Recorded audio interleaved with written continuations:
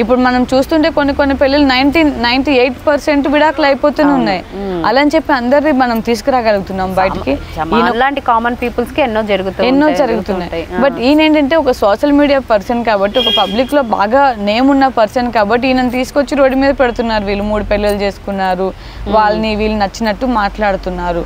And like చూసుకుంటే పోసాని మురళీకృష్ణ గారు భయంకరంగా మాట్లాడారు. ఆయన ఎట్లా అంటే ఆయన ఏంటంటే పతివ్రత పందిరేస్తే తొండోసి తోసుకెళ్ళిపోయింది అన్న మాటలు ఉంటాయి చూడు, అట్లాంటి మాటలన్నీ మాట్లాడాడు. ఎదవ నా కొడుకు అన్నాడు, అదన్నాడు, ఇది అన్నాడు. వీడు బతికేంత అసలు పోసాని మురళీకృష్ణ అనే అతను ఒక బతికేంత, వాళ్ళని అనంత తోడా ఆయన పర్సనల్స్ అన్ని తీసుకొచ్చాడు. పంజాబీ అమ్మాయిని తీసుకొస్తే ఈయనే పక్కేయడానికి వెళ్ళాడు పవన్ కళ్యాణ్ గారి దగ్గరికి. ఫస్ట్ ఎక్కువ అదే కదా ఆరోపించింది, హీరోయిన్ చేస్తానని చెప్పి వాడుకున్నాడు. వాడుకున్నాడు వాడుకోవడానికి ఈయన పక్క వేసేది వెళ్ళి ఆయనకి పవన్ కళ్యాణ్ గారికి. కనీసం నోటికి బుద్ధుండే మాట్లాడుతున్నాడు. అసలు నోటికి ఎంత వస్తే అంత మాట్లాడిండు. వాళ్ళ ఇంట్లో వాళ్ళందరినీ తిట్టిండు, వాళ్ళ అమ్మని తిట్టిండు, అందరిని తిట్టిండు. అంత అవసరం ఏముంది? నీకు కాలం గడవట్లేదా, వాళ్ళ కాళ్ళు పట్టుకొని నీకు ఏదో ఒకటి సెట్ అవుతుంది. అంతేగాని నీకు నచ్చినట్టు మాట్లాడేసుకుంటే ఇక్కడ మూటలు తీసుకుంటున్నావు అని చెప్పి ఆ మూటలు తీసుకున్న బలం అంతా పక్క వాళ్ళ మీద రుద్దితే ఎలా అవుతుంది? కరెక్ట్ కాదు కదా. అది తిన్నా కూడా ఆయనకి వంట పట్టదు. ఇప్పుడు బయటకు రాగలుగుతున్నాడు అసలు. ఇప్పుడు ఇండస్ట్రీ కనిపించడం కూడా, ఎలక్షన్ తర్వాత ఎక్కడైనా కనిపించాడా కనీసం? అది మంచి అవకాశాలు వస్తాయా ఆయనకి ఫ్యూచర్లో? ఆయన చూద్దాం ఎన్ని అవకాశాలతో షూటింగ్లు చేస్తాడో అన్నది. అంటే ఇలాంటి వాళ్ళందరికీ ఇప్పుడు ఫుల్ స్టాప్ పడుతుందేమో అండి. మొన్న శ్రీరెడ్డి మీద కూడా కర్నూలులో ఒక వ్యక్తి ఫిర్యాదు చేయడం జరిగింది. వాళ్ళు మాట్లాడిన మాటలన్నీ కూడా కలెక్ట్ చేసి కంప్లైంట్ ఫైల్ చేశారు. సో ఇప్పుడు శ్రీరెడ్డిని కూడా అరెస్ట్ చేసే ఛాన్సెస్ ఉన్నాయంట. అంటే ఇలాంటి వాళ్ళ మీద అంతా కూడా అరెస్ట్ చేసే ఛాన్సెస్ ఉన్నాయి. అరెస్ట్ చేయాలమ్మా, లేకపోతే ఇప్పుడు శ్రీరెడ్డి ఆడే మాటలు, ఒక చిన్న పిల్లోడు ఫోన్ చూస్తూ ఉంటాడు. అవును, ఆ ఫోన్ వాడు గేమ్స్ ఏమో చూసుకునేటప్పుడు దీని వీడియో వస్తుంది, శ్రీరెడ్డి దాని వీడియో వస్తుంది. వచ్చినప్పుడు ఈ మాటలే వింటాడు కదా వాడు. అదేమైనా మంచిగా మాట్లాడుతుందా? కనీసం పద్ధతిగా మాట్లాడుతుందా? ఫస్ట్ ఆఫ్ ఆల్ దానికి కామన్ సెన్స్ అన్నదే తెలియదు, దానికి మీనింగ్ కూడా తెలియదు దానికి, శ్రీరెడ్డి అన్న దానికి. అలానే ఇంట్లో వర్క్ చేసుకున్న ఆడవాళ్ళు ఉంటారు, ఇంట్లో కాలేజ్ పిల్లలు ఉంటారు. వీళ్ళందరూ వాళ్ళకి నచ్చింది వాళ్ళు యూట్యూబ్లో చూద్దాం అనుకుంటే ఫస్ట్ వచ్చే దీని వీడియోసే వస్తున్నాయి. సో ఇవన్నీ వల్గర్ స్లాంగ్ అంతా విని వాళ్ళ మైండ్ అంతా ఎంత డిస్టర్బ్ అవుతుంది. సో ఒక శ్రీరెడ్డి అన్న దాని వల్ల మొత్తం టోటల్ అందరు జనాలు ఇబ్బంది పడుతున్నారు. లేడీస్ కావచ్చు, చిన్నపిల్లలు కావచ్చు, అందరూ. ఎందుకంటే అంత దట్టి స్లాంగ్ యూజ్ చేస్తుంటాను. అందరినీ ముండాల అంటుంది, లేదంటే ముంజల అంటుంది. అందరినీ అనే ముందు అసలు నువ్వేంటి అన్నది నీ క్వశ్చన్ మార్క్ వేసుకున్నావా? నీ మనసుకంటూ నిజం చెప్పుకున్నావా నువ్వేంటి అన్నది? ఇంతమంది ఏమంటారు, చంద్రబాబు నాయుడు గారిని తిడుతుంది, అలానే లోకేష్ గారిని తిడుతుంది, వాళ్ళ భార్యలను తిడుతుంది. ఫస్ట్ ఆఫ్ ఆల్ వాళ్ళ కాళ్ళు గోటిపాటు కూడా విలువ చేయని ఒక శ్రీరెడ్డి వాళ్ళ గురించి మాట్లాడేంత దాయి ఉందా? అది ఫస్ట్ ఆఫ్ ఆల్ దానికి విలువ ఉందా? ఎక్కడైనా ప్రపంచంలో కానీ సొసైటీలో కానీ విలువ ఉందా? ఒకవేళ నిజంగా విలువ ఉంది అనుకుంటే డేర్ అండ్ డాష్గా వచ్చి బతకాలి. ఆ మూల ఈ మూల ఆ మూల గుంట నక్కలాగా కూర్చొని చూస్తూ వీడియోలు చేసుకొని రిలీజ్ చేయడం కాదు. నీకు దమ్ము ధైర్యం ఉంది, పబ్లిక్లోకి వచ్చి చూడు. నువ్వు మేము తిరుగుతున్నాం పబ్లిక్లా, అదే ధైర్యంగా వచ్చి తిరగమని చెప్పు. దానికి చెప్పులు తీసుకుని అంటారు ఒక్కొక్కడు. ఆడవాళ్ళ దగ్గర నుంచి మగవాడి వరకు ప్రతి ఒక్కరు దాన్ని ఎప్పుడు తందామనే ఉన్నారు, కానీ బయటకు దొరకట్లేదు. రావడానికి ధైర్యం ఏడ సరిపోతుంది? నోటికి ఎంత వస్తే అంత మాట్లాడుతుంది. అసలు దాని నోటికి అన్నం తింటుందా, గడ్డి తిని బతుకుతుందా, అసలు దానికి ఏం బతుకో కూడా తెలియట్లేదు ఎవరికి. అంత వరస్ట్ క్యాండిడేట్ ఎవరు ఉన్నారంటే ఇండస్ట్రీ మొత్తం మీద శ్రీరెడ్డి అని చెప్తాను నేను. ఇది నా ఇండస్ట్రీ అంటుంది. అసలు ఇండస్ట్రీలో నువ్వేం సినిమాలు చేసినావని, ఎన్ని సినిమాలు చేసినావని, సరే పద్ధతి అయిన మూవీ ఒకటి నీది ఉంది అని బయట పెట్టు. ఏది ఉందా? అప్పుడు పొగరున సంథింగ్ ఏదో ఒక మూవీలో చేసింది విశాల్ గారితో అని అంటున్నారు. బట్ నేను అది కూడా చూడలేదు. పలానా చరిష్మా నాయుడు అంటే ఒక సీరియల్ యాక్టర్ అని తెలుసు, అదే పలానా శ్రీరెడ్డి అంటే సమ్ యాక్టర్ అని తెలుసు, అంతే. దానికి ఆ పేరు తప్పించి వేరే పేరు లేదు. ఎగ్జాక్ట్లీ. అంటే వీళ్ళంతా అప్పట్లో గట్టిగా మాట్లాడారు, మేమంతా వైసీపీ కార్యకర్తలం, వైసీపీ తరఫు మాట్లాడుతున్నాము అని. కానీ జగన్ గారి నుంచి అయితే ఎక్కడ రెస్పాన్స్ కనిపించలేదు. అంటే శ్రీరెడ్డి వైసీపీ పార్టీకి సంబంధించిన ఆవిడ అని.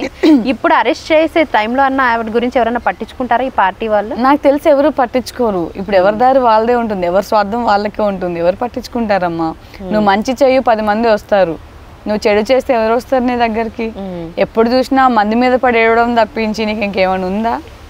నీకంటూ ఒక కష్టం, నీకంటూ ఒక సుఖం ఏమైనా ఉందా? లేదు. ఏమనంటే వాళ్ళ దగ్గర వీళ్ళ దగ్గర వెళ్ళి సుఖపడ్డం తప్పించి, వాళ్ళ దగ్గర వీళ్ళు డబ్బులు తీసుకొని సుఖపడ్డం తప్పించి నీకంటూ నీకు సొంతగా ఏమైనా కష్టం చేస్తున్నావా చెప్పు. ఈ మధ్య యూట్యూబ్లో వీడియోస్ అని రిలీజ్ చేయడం వల్ల యూట్యూబ్ కొంత డబ్బులు ఇస్తున్నాడేమో తప్పించి అంతకుమించి ఆమెకి ఎట్లా వస్తుంది. సరే ఏ మూటలు తీసుకోకపోతే నువ్వు అసలు ఏ ఆపర్చునిటీస్ నీకు లేవు ఇండస్ట్రీలో, నీకు డబ్బు అంతా ఎక్కడి నుంచి వస్తుంది చెప్పు. వీళ్ళ దగ్గర నుంచి తీసుకోబట్టే వస్తుంది. వైఎస్ జగన్మోహన్ రెడ్డి ప్యాకేజెస్ తీసుకోబట్టే నీకు ఇంత డబ్బు వస్తుంది. లేకపోతే నువ్వు ఒక పని చేయట్లేదు, ఒక ఇండస్ట్రీలో ఒక సినిమాలో చేయట్లేదు, ఒక వెబ్ సిరీస్లో చేయట్లేదు, అసలు దేంట్లో ఏం చేయట్లేదు నువ్వు. నీకు ఇన్ని డబ్బులు ఇన్ని లక్షలు ఏడుకెళ్ళి వస్తున్నాయి, నీకు విల్లాలు ఏడుకెళ్ళి వస్తున్నాయి, బంగ్లాలు ఏడుకెళ్ళి వస్తున్నాయి, నువ్వు ఏ ఊర్లో దుంటే ఆ ఊర్లో అంత నీకు సేఫ్టీగా చూసుకునే ఎంత బల్గం ఏడుకెళ్ళి వస్తుంది. అంతే కదా. ఎవరో ఒకరు అంట, లేకపోతే ఎవరు ఇంత మరి ఏమనంటే వాళ్ళని వీళ్ళని అందరినీ బయట తీసుకొని వస్తుంది. ఫస్ట్ మన బతుకు మనం చూసుకోవాలి, తర్వాత పక్క వాళ్ళ గురించి మాట్లాడాలి. ఎగ్జాక్ట్లీ. అండ్ మీరు కావచ్చు, కొంతమంది సీరియల్ ఆర్టిస్టులు, జబర్దస్త్ ఆర్టిస్టులు అందరూ కూడా కలిసికట్టుగా పవన్ కళ్యాణ్ గారికి సపోర్ట్ చేశారు. చాలా సంతోషంగా అనిపించింది. అప్పుడు మీరు చేసే ఏమంటారు సపోర్ట్ కావచ్చు, మీరు అందరిలోకి వెళ్ళడం, మాట్లాడడం, ఇవన్నీ చేశారు కదా. అక్కడ ఉన్నప్పుడు మీకు ప్రజల నుంచి ఎలాంటి రెస్పాన్స్ వచ్చిందండి? అంటే ఏమన్నా చెప్పారా, సమస్యలు ఇలా ఉన్నాయి, మేము ఇలాంటివి ఎదుర్కొంటున్నాం, పార్టీ గురించి కానీ పవన్ కళ్యాణ్ గారి గురించి కానీ? వాళ్ళు చెప్పారు. నేను చెప్పాను ఇంతకు ముందు, కనీసం మా వాటర్ కూడా లేదు. ఇప్పుడు పగలంతా ఒక రైతు పోయి పగలంతా కష్టపడి వస్తాడు, సాయంత్రం వస్తే అక్కడ పైప్ ఉంటుంది, దాని పక్కనే అంటే నల్లా ఉంటుంది కదా, దాని పక్కనే డ్రైనేజ్ ఉంటుంది. వాళ్ళు అదే నీళ్ళు దాంట్లో కాలు పెట్టి అదే నీళ్ళు పట్టుకొని తాగుతున్నారు వాళ్ళు. నేను డైరెక్ట్గా చూసిన, అది ఈవినింగ్ 7:30 ఆ టైంలో పోయాము, లైట్లు వేసుకొని పోయాము. వాళ్ళు పగలంతా కష్టపడి రావాలి, వాళ్ళు పాపం అదే నీళ్ళు తాగాలి. దారుణం కదా. అంతే మరి. ఇప్పుడు రేషన్ ఉంది, రేషన్ కూడా మంచిది ఇస్తున్నారా? అది కూడా మంచిది ఇవ్వట్లేదు, ఎప్పుడెప్పుడో ఇస్తున్నారు. ఇప్పుడు ఈ మధ్య ఈయన ఎవరు, ఆయన పేరు నాకు గుర్తు రావట్లేదు, మనోహర్ గారు. ఇప్పుడు ఆయన ప్రతి ఒక్కటి ఇన్ డీటెయిల్డ్గా చూస్తున్నారు, బయటకు తీసుకొస్తున్నారు. అంటే ఇంతకు ముందు అలానే చేస్తుంటే ఎంత బయటకు వచ్చేదో. ఖచ్చితంగా ఎంతో మంది ప్రజలు ఇప్పుడు మోసపోతున్నట్టే కదా. అంత నిల్వ ఉన్న ఫుడ్ తీసుకొచ్చేసి ఎక్కడెక్కడ నుంచో తక్కువ రేట్లు ఫుడ్ తీసుకొచ్చేసి ప్రజలకు పెడుతూ ఉంటే వాళ్ళ తిని వాళ్ళ ఆరోగ్యాలు ఖరాబ్ అయితే ఎవరు బాధ్యతలు వహిస్తారు చెప్పండి.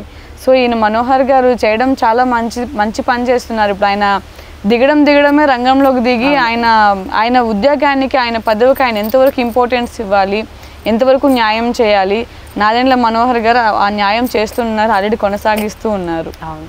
ఎందుకంటే ప్రతి రేషన్ విషయంలో బియ్యం దగ్గర నుంచి ప్రజలకు ఎలాంటి బియ్యం సప్లై చేస్తున్నారు, ఇలాంటివన్నీ కూడా దగ్గరుండి అబ్జర్వ్ చేస్తుంటే లక్షల్లో కోట్లలో స్కామ్ జరుగుతుందని తెలుస్తుంది. అసలు చాలా టూ మచ్ ఆఫ్ స్కామ్ జరిగింది.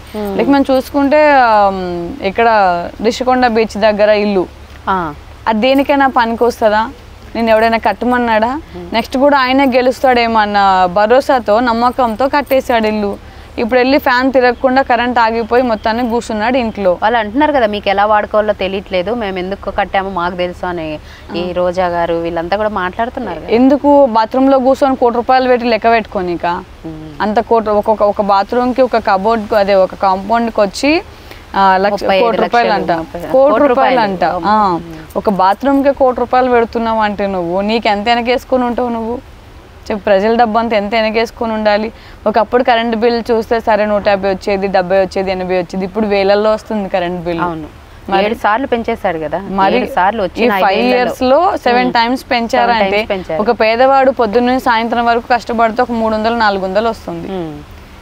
అదే ఆ రైతు కష్టం పొద్దున్న సాయంత్రం పొలంలో పని చేస్తే ఆ పంట పండుతుందో పండదో కూడా తెలియని రైతులు ఉన్నారు. అలాంటి వాళ్ళు కూడా ఇంత అన్ని బిల్లు పెంచుకుంటూ పోతూ ఉంటే వాళ్ళు ఎక్కడ బతకాలి, ఎలా బతకాలి? అంతే కదా. మరి ఆ ఇంటి కోసం అయితే నేను డైరెక్ట్ పోయి చూశాను ఇల్లుని. రిషికొండకి వెళ్ళారా? వైజాగ్ పోయాను, వెళ్ళాను, మొత్తం పరిశీలించాను, చూసుకొని వచ్చాను. ఇల్లుకి నాకు తెలిసి 500 కోట్లు పైగా పెట్టున్నాడు. మొత్తం కొండంతా కొట్టేశారు కదండి అక్కడంతా కూడా. వైజాగ్ అంటేనే ఆ కొండలు, ఆ బీచ్లు, ఆ చెట్లు, అదే ఉంటది. అలాంటి వైజాగ్ నే మొత్తం నాశనం చేసిండు. ఏ రోడ్డు మీద చూడు ఏమంటారు వాళ్ళ నాన్న బొమ్మలు వేస్తాడు, లేదంటే ఆయన ఫోటోలు వేసుకుంటాడు. ఎప్పుడో తాతల నుంచి వచ్చిన పొలాల మీద కూడా వాడి పేరు కావాలంటున్నాడు.